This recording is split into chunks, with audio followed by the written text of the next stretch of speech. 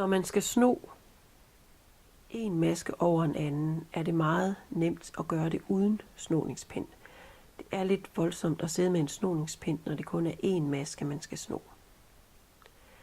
Her kan I se, at jeg har lavet nogle små snoninger, som netop bare snor en enkelt maske. Selve snoningen består altså af 2 retmasker. Jeg strikker hen til der, hvor min snoning skal være.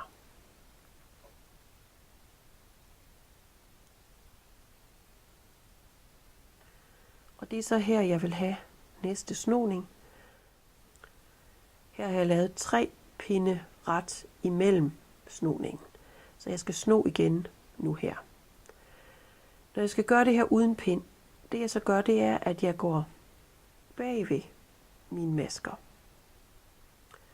Så strikker jeg anden maske først bagved første maske. Så jeg stikker ind bag i anden maske, strikker den ret, og så bagefter strikker jeg første maske. Og så tager jeg dem begge 2 af pinden. Og så strikker jeg mine vrangmasker. Her skal jeg sno igen. Jeg går bag om første maske, strikker den ret og strikker første maske almindelig ret og tager dem begge 2 af. Og så strikker jeg vrang igen.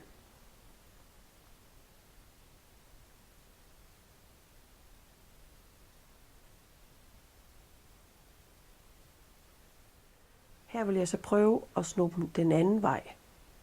Og det gør jeg ved at strikke anden maske foran første maske. Først strikker jeg dem bagved, så bliver den ligesom drejet mod venstre. Nu vil jeg strikke den foran, så bliver den drejet mod højre.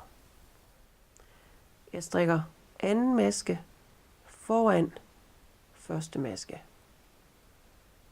Og så strikker jeg første maske. Så kan I se, at nu er den faktisk snoet til højre, og den her var snoet til venstre.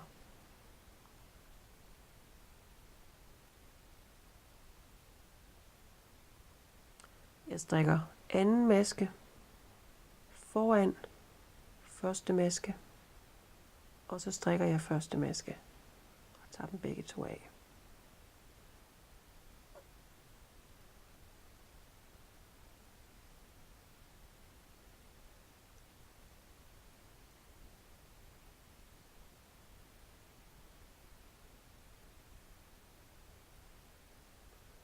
Sådan kan man altså lave snoninger uden brug af hjælpepind.